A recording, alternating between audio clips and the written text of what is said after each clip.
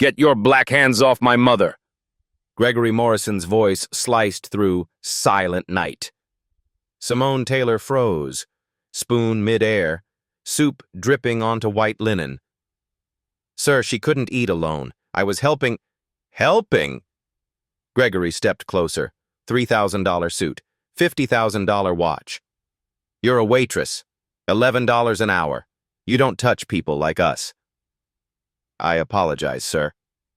You're sitting at my family's table, feeding my mother, like you belong here.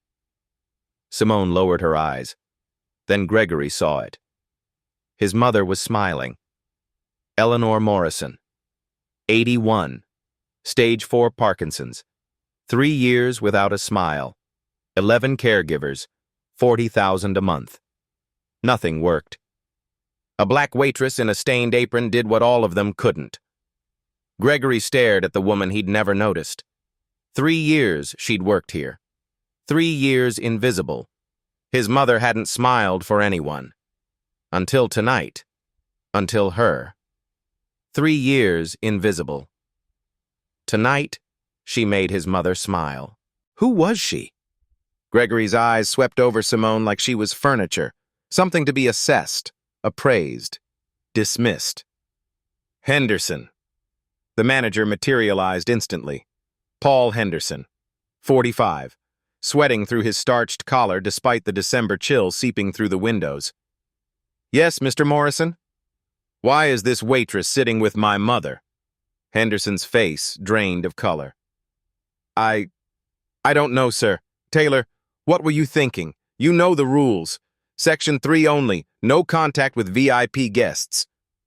Simone stood slowly, smoothed her apron, the same black apron she'd worn for 1,095 days, the same apron she'd tied every Christmas Eve standing in the kitchen doorway, watching Eleanor Morrison through the window.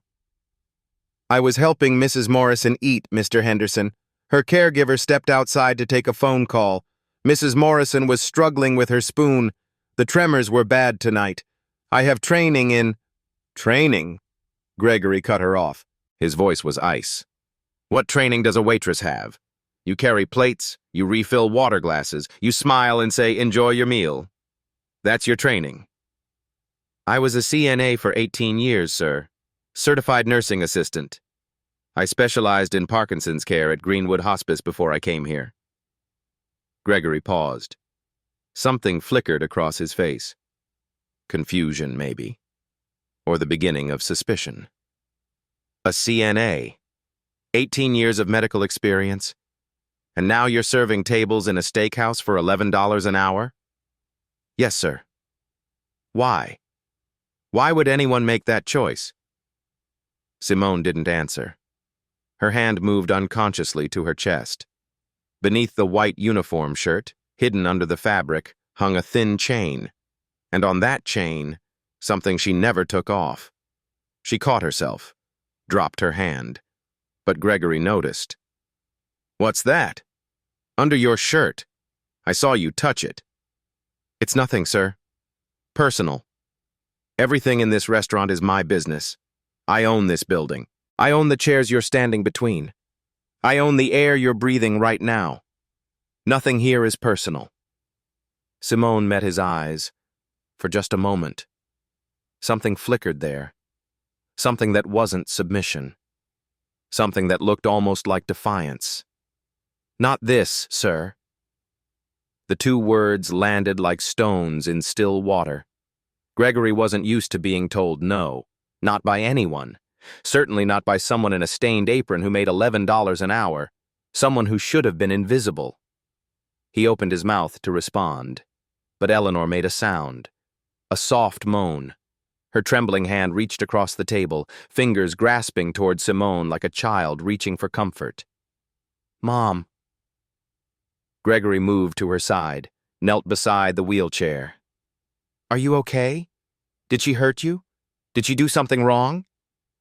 Eleanor shook her head, slow, labored.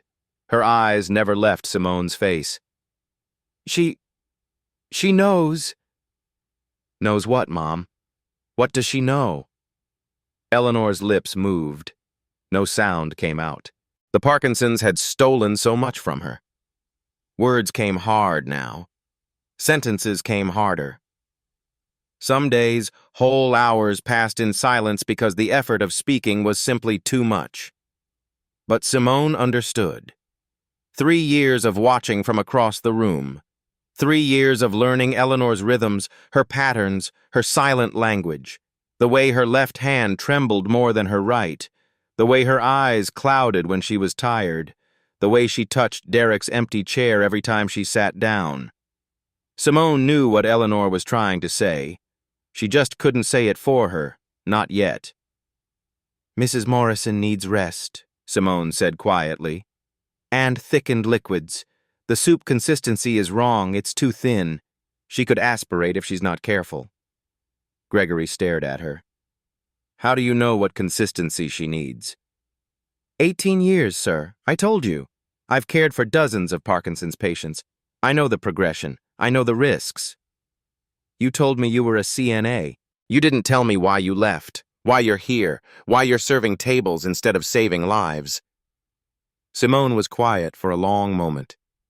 "Some lives can't be saved, Mr. Morrison. Sometimes all you can do is watch and make sure someone's there at the end." The words hung in the air between them.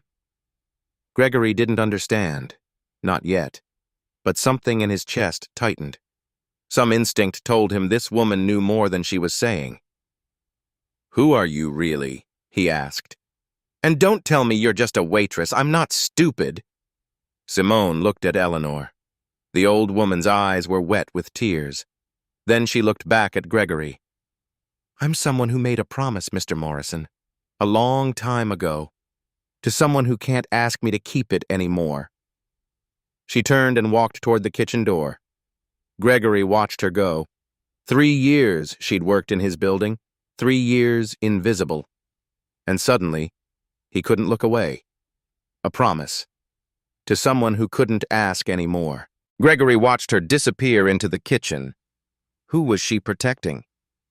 Simone made it to the supply closet before the tears came. She closed the door behind her, pressed her back against the shelves of napkins and tablecloths, slid down until she was sitting on the cold floor. Her hand found the ring under her shirt, pulled it out, held it tight. Derek. 4 years ago, Christmas Eve, the last night she'd seen him alive. Greenwood Hospice, room 114, the smell of antiseptic and dying flowers, the beep of monitors counting down the minutes he had left. She'd brought a 2-foot Christmas tree from the dollar store. Plastic. Cheap. The kind that came pre-lit with lights that flickered too fast. She'd wrapped fairy lights around his bed rail, hung a single red ornament from his IV pole. It wasn't much, but Derek had smiled when he saw it. "You brought Christmas to me." His voice was thin. The Parkinsons had accelerated faster than anyone expected. Early onset. Aggressive. Most people got decades with the disease. Derek got 6 years. By the end, he could barely hold a cup, barely sign his name, barely breathe. But he could still smile. And that Christmas Eve, he smiled at Simone like she'd given him the world. "Next Christmas," he'd said, "we'll be at the restaurant. At our table. Morrison Steakhouse. You, me, and Mom." "And Gregory?" Derek's smile had faded, just slightly. "Gregory will come if he wants to. He usually doesn't." They didn't talk about Gregory often. The older brother who was always too busy, too important, too far away. The brother who sent checks instead of visits, who hired caregivers instead of coming home. "Sing for me," Derek had whispered. "Silent night, like you always do." Simone had sung. Her voice cracked on the second verse. Tears ran down her cheeks, but she kept going. Because Derek asked. Because it was Christmas. Because she knew, somehow, that this was the last time. The door opened. Eleanor walked in. She stopped when she saw Simone. Saw her holding Derek's hand. Saw the ring on her finger that Derek had given her 18 months earlier. A secret engagement. A secret love. "Mom," Derek had said, "this is Simone, the woman I told you about." Eleanor didn't speak. She walked to the other side of the bed, took Derek's other hand, and when Simone reached the final verse, Eleanor sang with her. "Sleep in heavenly peace." 3 days later, Derek was gone. December 21st, 3:47 a.m. Simone held one hand. Eleanor held the other. Gregory didn't answer his phone. 17 calls from Eleanor. 17 times the phone rang in a hotel suite in Singapore. 17 times Gregory looked at the screen and thought, "I'll call her back after the meeting." He never called back. Not until it was too late. By the time he listened to his mother's voicemail, Derek had been dead for 6 hours. "He's gone, Gregory. Your brother is gone.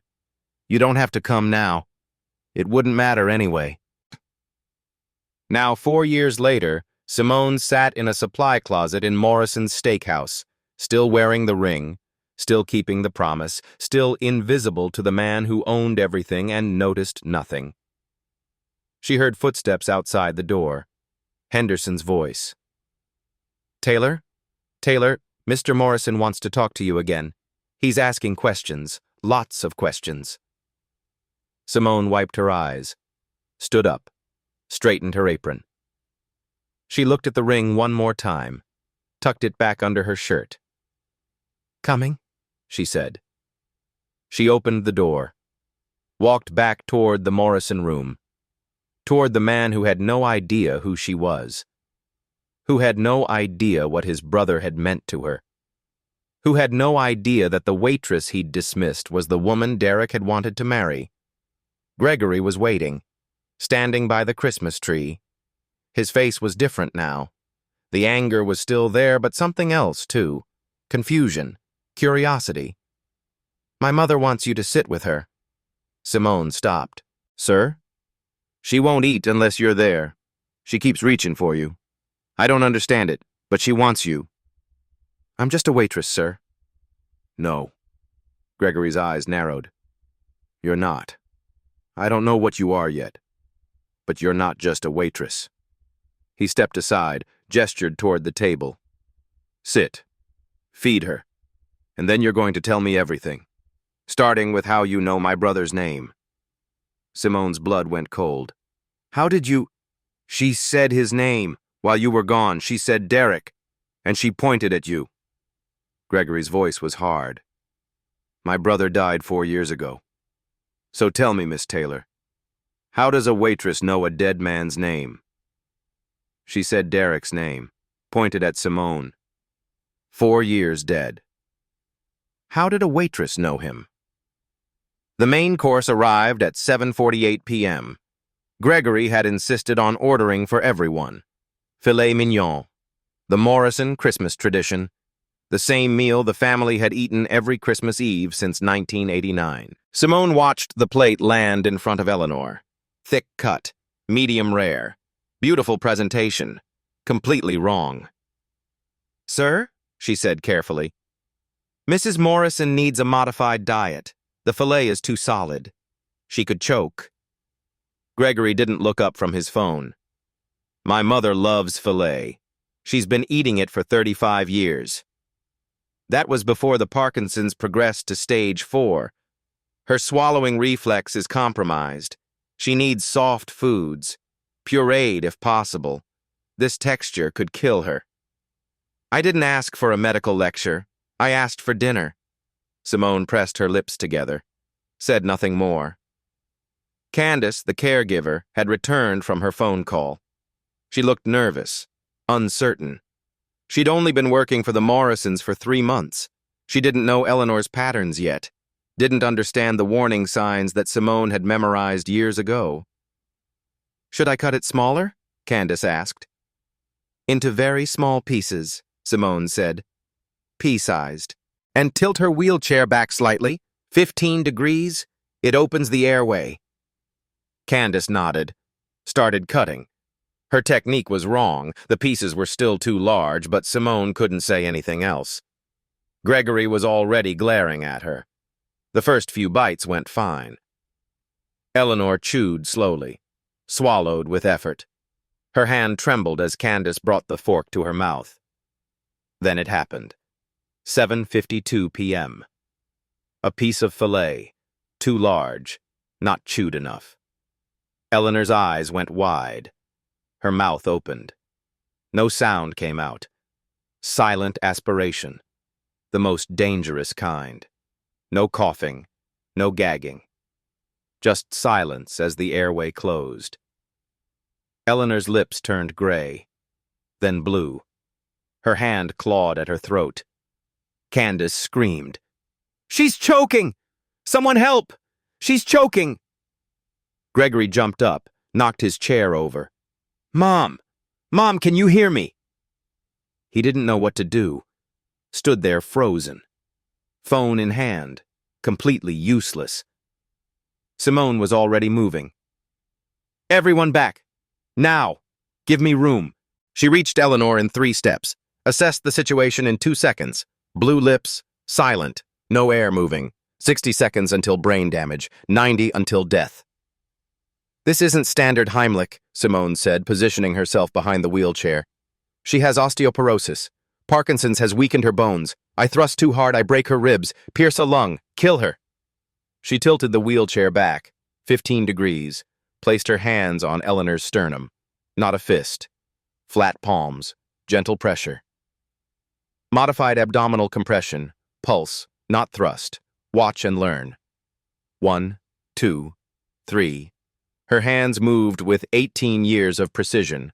Controlled, careful, each compression a calculated risk.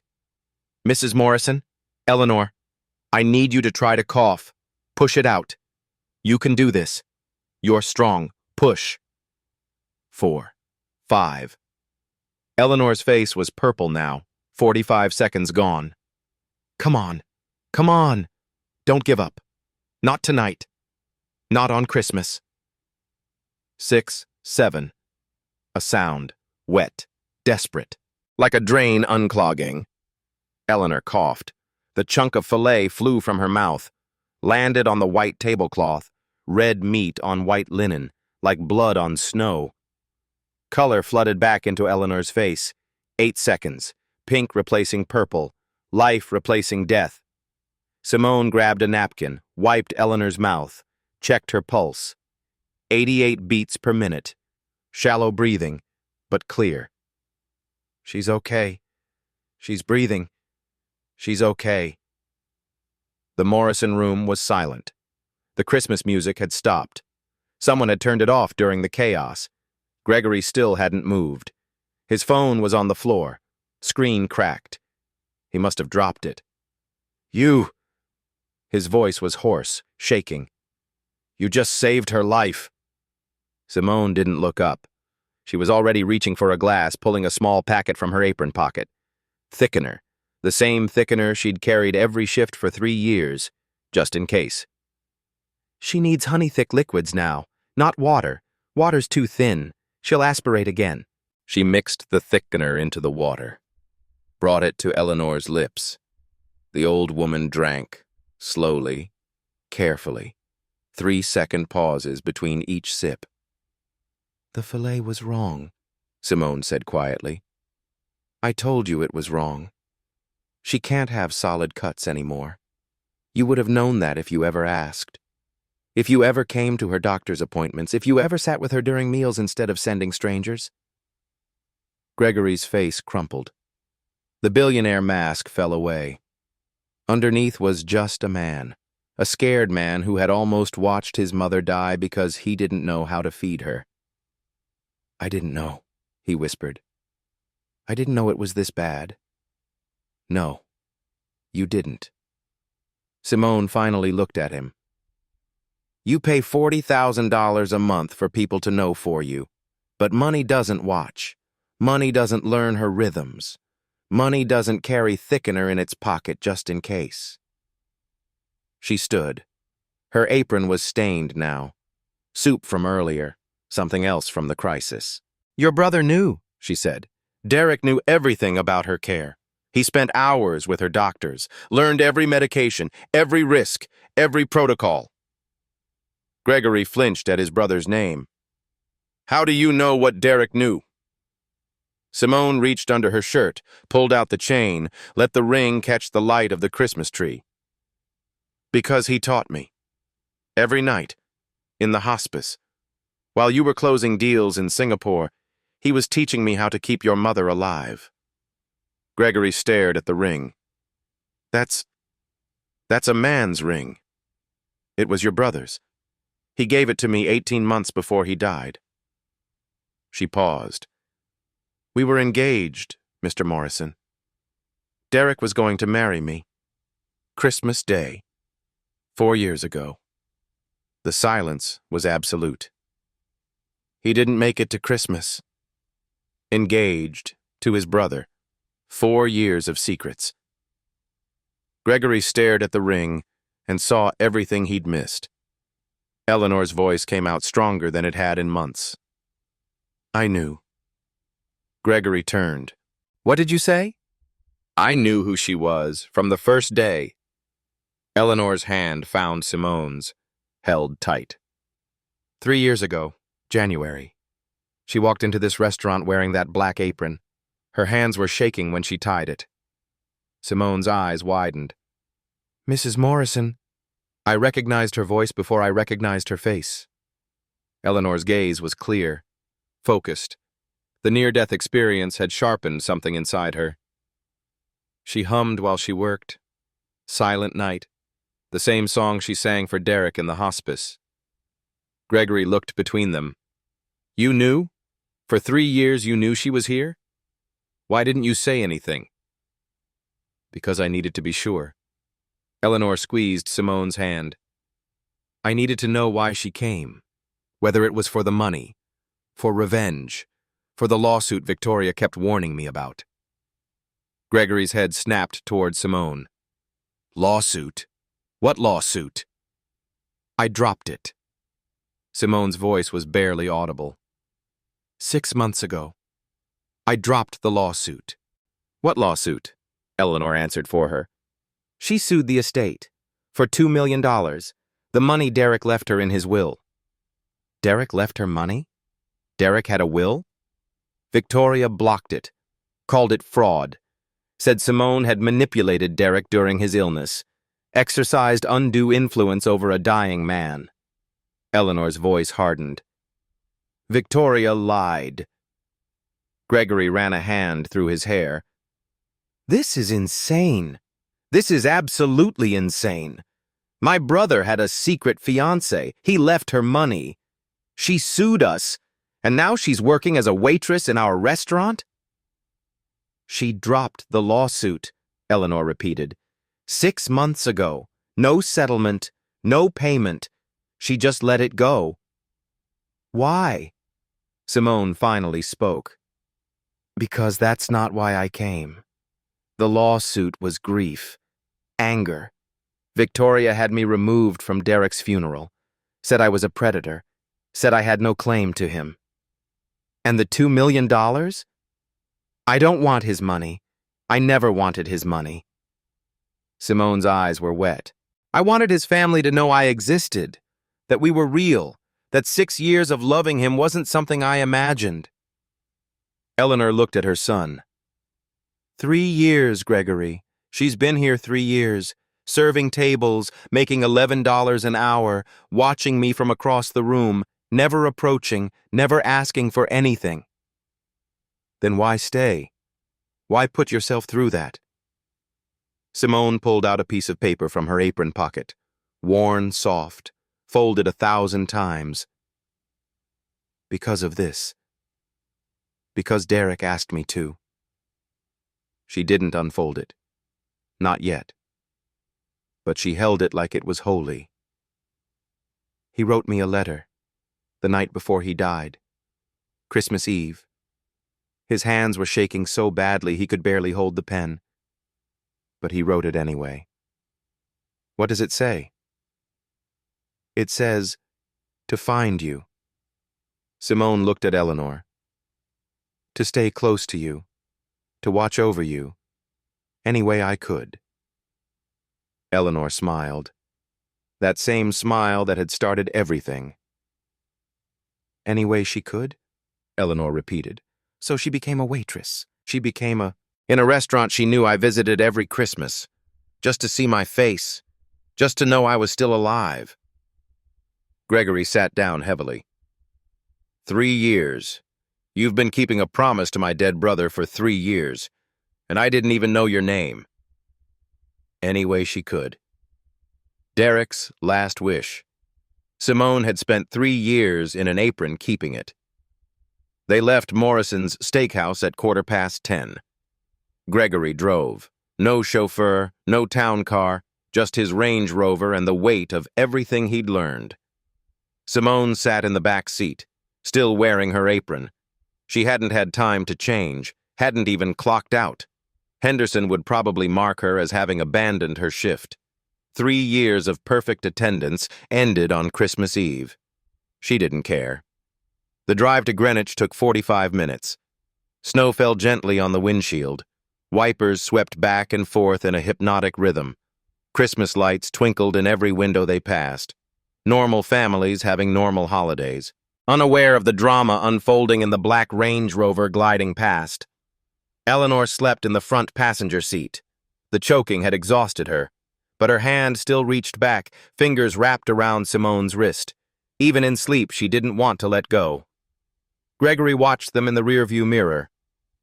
She's never done that before, he said quietly. Reached for someone like that. Not even me. Simone didn't respond. The caregivers, they're professionals. They do their jobs, but she never reaches for them. She tolerates them. There's a difference. There is. But she reaches for you. She knows who I am, Mr. Morrison. She's known for 3 years. I'm not a stranger to her. I'm not someone you hired. I'm someone who showed up. Gregory was quiet for a long moment. I should have shown up. Yes, you should have. I thought if I paid enough, if I hired the best people, I thought that was the same thing. It's not. I know that now. The Morrison estate appeared through the trees. White columns, gray stone, a 10-foot Christmas tree blazing in the front window. The kind of house that appeared in architectural magazines. The kind of house that looked warm from the outside but could feel like a museum inside. Simone had never been here before. Derek had described it to her. The long driveway, the fountain that froze over in winter, the wraparound porch where he used to sit with his mother on summer evenings. She'd imagined it 1,000 times, but imagination was different from reality. A night nurse was waiting at the door. Gregory had called ahead. Another stranger, another professional. I can take her in, the nurse said, reaching for Eleanor's wheelchair. No, Gregory's voice was firm. Simone will do it. The nurse blinked, looked at Simone's stained apron, her messy hair, her red-rimmed eyes. Sir, I'm a certified... I know what you are. Simone will do it. He looked at her. Something had shifted in his expression. The contempt was gone. In its place was something harder to name. Respect, maybe. Or the beginning of it. Will you? Simone nodded, took the handles of Eleanor's wheelchair, pushed her through the front door. The foyer smelled like pine and old money. A crystal chandelier hung overhead. Oil paintings lined the walls. Morrisons going back generations. Men in suits, women in pearls. The accumulated weight of legacy. And there, on the mantel above the fireplace, in a simple silver frame, was Derek. Simone stopped. The photo was from 5 years ago, before the diagnosis, before the tremors started. He was laughing at something off-camera. His eyes crinkled at the corners the way they always did when he was truly happy. The way they'd crinkled when he looked at her. Her hand went to the ring under her shirt. Instinctive. Always. That was his favorite picture, Eleanor said softly. She was awake now. Had been for a few minutes, maybe. Taken at the restaurant. Christmas Eve, the year before he got sick. He looks happy. He was. That was the year he told me about you. Gregory came up behind them, saw what they were looking at. His jaw tightened. I should have been there when that photo was taken. I was in Tokyo. Couldn't get away. You could have gotten away, Eleanor said. You chose not to. Mom, I'm not saying it to hurt you, Gregory. I'm saying it because it's true, and because tonight you need to hear true things. She reached up, touched Simone's hand on her shoulder. Give her Derek's room. Gregory froze. What? His room. Second floor. Third door on the right. She'll stay there tonight. Mom, I don't think that's... 4 years that room has been empty. 4 years his things have been gathering dust. Victoria wanted me to pack it all up, turn it into a guest suite, something useful. Eleanor's voice hardened. I refused, because I knew. Somehow I knew Simone would come, and she would need somewhere to sleep. Gregory looked at Simone, then at his mother, then at the photo of his brother. This is insane. Maybe, but it's also right. Eleanor's eyes met his. Derek loved her, Gregory. He wanted to marry her. He wanted her to be part of this family. The least we can do is give her his room for one night. Gregory was silent for a long moment. Then he nodded. Second floor. Third door on the right. There should be clean sheets in the hall closet. Simone's throat tightened. I can't accept. You can. You saved her life tonight. That's not something I can repay. But I can give you a bed. He paused. And tomorrow we'll figure out the rest. Simone pushed Eleanor's wheelchair to the bottom of the stairs. The night nurse appeared, ready to take over for the journey to the first-floor bedroom that had been converted for Eleanor's needs. I'll see you in the morning, Eleanor said, squeezing Simone's hand. We have a lot to talk about. We do. And Simone? Yes? Eleanor smiled. That same smile. The one that had started everything. Thank you. For keeping your promise. For staying. For showing up when no one else would. Simone couldn't speak. Just nodded. Watched as the nurse wheeled Eleanor away. Then she climbed the stairs. Second floor. Third door on the right. Derek's room. She turned the brass handle, pushed the door open, stepped inside. And there he was, everywhere. Navy blue walls, bookshelves lined with paperbacks, mysteries mostly, the kind he used to read to her in the hospice. A Yale pennant over the desk, trophies from high school tennis, photos everywhere. Derek at graduation, Derek with Eleanor. Derek as a child, holding Gregory's hand. And there, on the nightstand, a photo she'd never seen before. Her. Simone at a coffee shop, laughing, unaware the photo was being taken. Derek must have captured it without her knowing. Must have printed it, framed it, kept it here in his childhood room where no one would think to look. She picked it up, held it to her chest. I found her, she whispered to the empty room. To Derek. To the ghost of him that lingered in every corner. I kept my promise. I'm inside now. I'm home. The tears came. 3 years of them. 3 years of watching from across a restaurant. 3 years of silence and patience, and waiting and hoping. She changed out of her apron, found one of Derek's old sweaters in the closet, soft blue cashmere. It still smelled faintly of him, or maybe that was her imagination.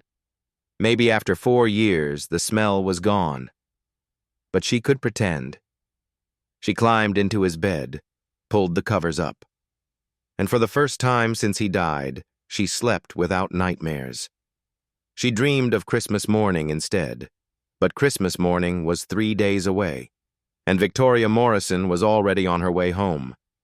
She slept in Derek's bed, wore his sweater, finally home. But Victoria was coming. And Victoria never forgave. December 27th, 7:15 p.m., 3 days after Christmas. Victoria Morrison's heels struck the marble foyer like hammer blows, each step a declaration of war. What the hell is she doing here? Simone looked up from Eleanor's dinner tray. Oatmeal tonight, honey-thickened applesauce, soft foods, safe foods, 3 days without incident. Victoria. Gregory appeared in the doorway. He looked tired, dark circles under his eyes, too many conversations with Eleanor, too many revelations. I can explain. Explain? Victoria's voice could shatter crystal. Explain why the woman who sued our family for $2 million is feeding our mother. Explain why she's wearing Derek's clothes.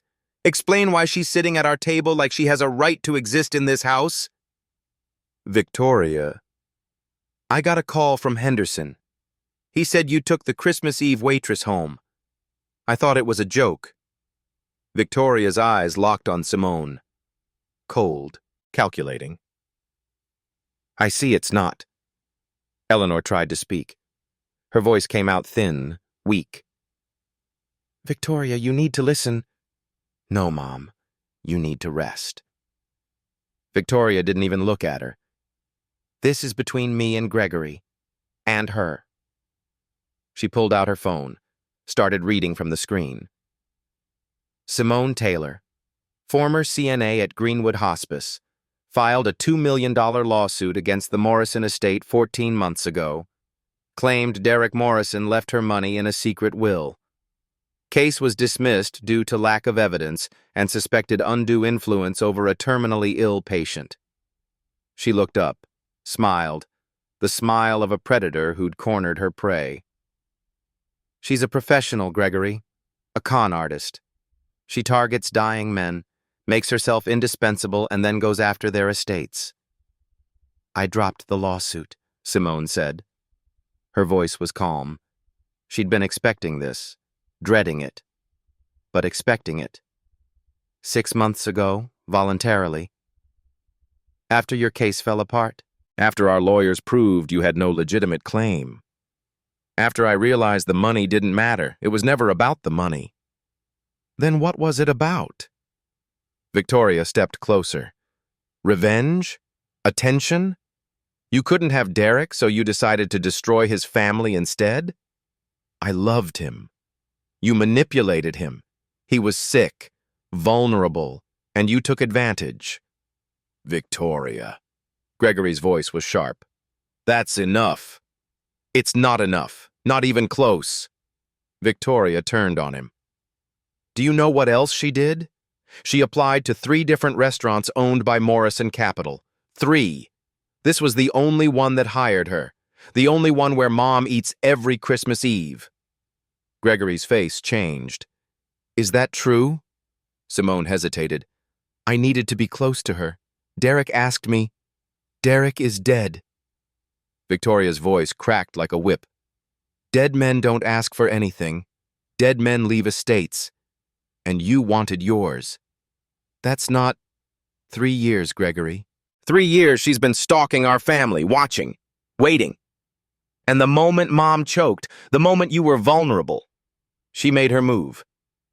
She saved Mom's life. Did she? Or did she create a situation where she could look like a hero?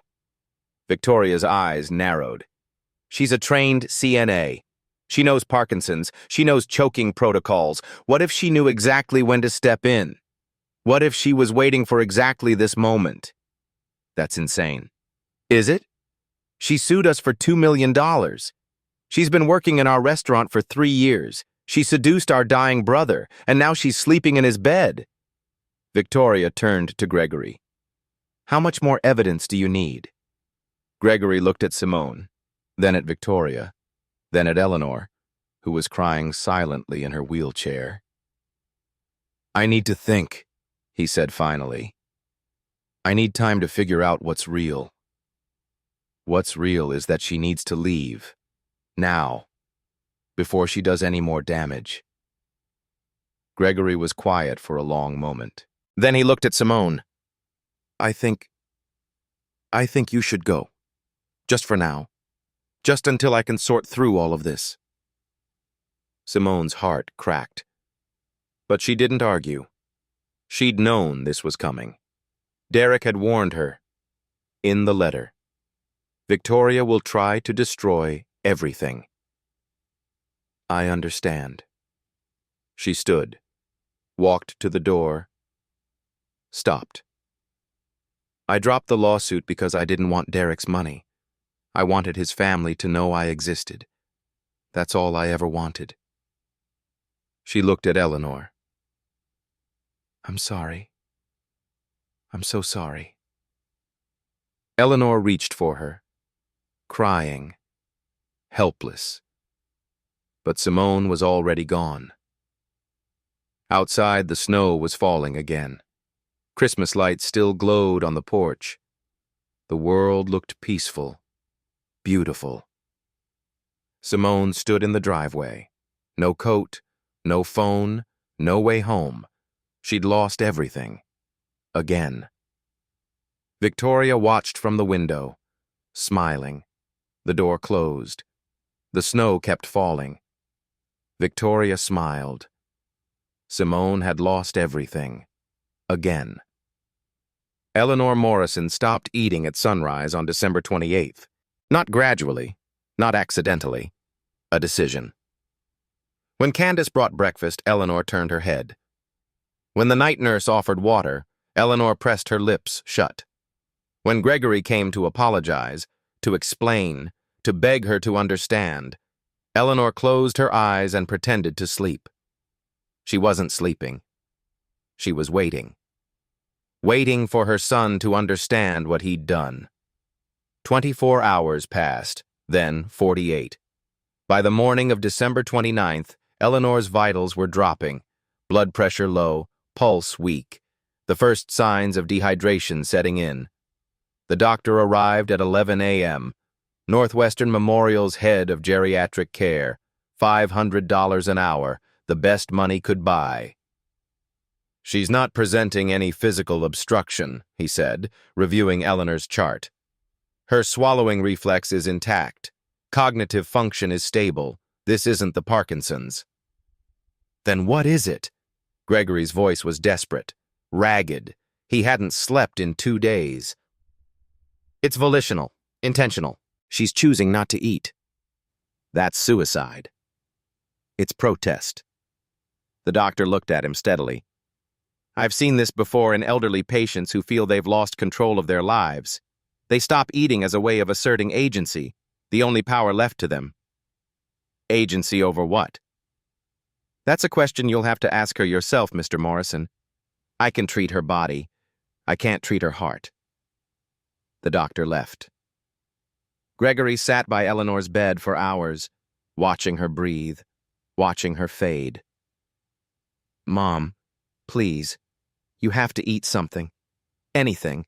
A sip of water, a bite of toast. Please. Silence. I know you're angry about Simone. I know you think I made the wrong choice. But Victoria showed me the records, the lawsuit, the applications to our restaurants. She was targeting us. Eleanor's eyes opened. Finally. But they weren't soft. They were hard. Angry. She was keeping a promise. Mom, a promise to your brother. The brother you never visited. The brother whose calls you ignored. The brother who died alone because you were too busy closing deals. That's not fair. Fair? Eleanor's laugh was bitter, hollow. You want to talk about fair? Victoria has been lying to you for 4 years. She told me Simone was a predator. She told me the lawsuit was about greed. She never told you that Simone dropped it. 6 months ago. No payment, no settlement. Just walked away. Gregory went still. What? Simone withdrew the lawsuit voluntarily because she realized the money was never what she wanted. She wanted us to acknowledge her, to accept her. to treat her like the family Derek wanted her to be. Victoria said, Victoria lies. Eleanor's voice cracked. Victoria blocked Derek's will because she didn't want anyone outside the family touching Morrison money. She called Simone a manipulator because it was easier than admitting Derek loved someone she didn't approve of. Mom, I was weak. I believed Victoria because I was tired, because fighting took energy I didn't have. But Simone never gave up. She became a waitress, Gregory. $11 an hour, stained apron, standing on her feet for 8 hours a day, just to see my face once a year. Eleanor grabbed his hand. Her grip was weak but desperate. She goes to the cemetery every Christmas Eve, after her shift. She walks to Greenwood and sits with Derek until morning, in the cold, in the snow, telling him about her year, about me, about how she's still trying to keep her promise. Gregory felt something crack inside his chest. How do you know that? Because I asked Henderson, years ago. I wanted to know where she went after work, what she did when she wasn't watching me from across the restaurant. Eleanor's eyes were wet. 3 years, 3 Christmases. She never missed a visit. Not once. Gregory stood. His legs felt unsteady. Where is she now? I don't know. You threw her out without a coat. Without money? Without anywhere to go? I didn't throw her out. I asked her to leave. Same thing. To someone who has nothing, it's the same thing. Gregory moved toward the door. Find her. Eleanor's voice stopped him. Find her before it's too late. Before I run out of time. Mom, don't talk like that. I'm 81 years old. Stage 4 Parkinson's. I almost died 3 days ago eating a piece of steak. I don't have the luxury of pretending I have forever. She looked at him. Her son. The boy she'd raised. The man she barely knew. Find her. Bring her back. And don't come home without her. What about Victoria? Victoria can go to hell. Eleanor turned her face to the wall. I'm done protecting her feelings. I'm done being afraid of her. Derek loved Simone. That's enough for me. It should be enough for you. Gregory stood in the doorway, watching his mother's frail body, her trembling hands, the monitors beeping out the rhythm of a life running low. There's a letter, Eleanor said quietly. Derek wrote it the night before he died. Simone carries it everywhere. She's never shown it to anyone. What does it say? I don't know. But I know Derek. And I know he wouldn't have asked her to do all this without a reason. Eleanor closed her eyes. Find her. Read the letter. And then decide what kind of man you want to be. Gregory grabbed his coat, his keys, ran for the door. Behind him, Victoria's voice echoed from somewhere in the house, demanding to know where he was going, what he was doing, why he was ruining everything. He didn't stop. He didn't look back. If Simone was still in this city, there was only one place she would be. The same place she went every Christmas, the cemetery. Eleanor stopped eating. 48 hours. She wouldn't start again until Simone came back. Gregory had one chance to make it right. Greenwood Cemetery, December 30th, 6:15 a.m. The snow had stopped falling sometime before dawn. Now it lay thick and white over everything. Headstones like soft sculptures, trees like frozen ghosts. The world holding its breath. Gregory found her in Section D, Row 14. She was sitting on a stone bench, facing Derek's grave. No coat. He noticed that first. Just the same clothes she'd been wearing when she left. Derek's blue sweater, jeans, snow gathering on her shoulders like a second skin. She didn't turn when she heard his footsteps. I knew you'd come eventually. Gregory stopped a few feet away. How? Because your mother is stubborn, and because underneath everything you're not as cruel as you want to be. He moved closer, looked at the headstone. Simple gray granite. Derek Morrison, 1971, 20-20. Beloved son, beloved brother, missed always. The words felt inadequate. Everything felt inadequate. She stopped eating, Gregory said. Mom, 2 days now. The doctor says it's a protest. It is. She won't start again until you come back. Simone was quiet for a moment. Her breath made small clouds in the frozen air. I'm not coming back to be thrown out again. I can't survive that. Not a third time. There won't be a third time. You said that before, when you gave me Derek's room, when you started to trust me. I know. And then Victoria came and you believed her, because believing her was easier than believing me, because she's your sister, because I'm nobody. The words hurt, because they were true. Gregory sat down on the bench. The stone was freezing through his coat, but he didn't care. My mother says there's a letter, that Derek wrote you something the night before he died. Simone's hand went to her pocket. Protective, instinctive. She says she's never read it, that you've never shown it to anyone. He paused. Will you show me? Simone didn't move for a long moment. Then, slowly, she pulled out a piece of paper, worn soft from years of handling, folded and unfolded 1,000 times. He could barely hold the pen, she said quietly. The tremors were so bad, but he wrote for 20 minutes, crossed things out, started over. It took everything he had left. She held the letter out.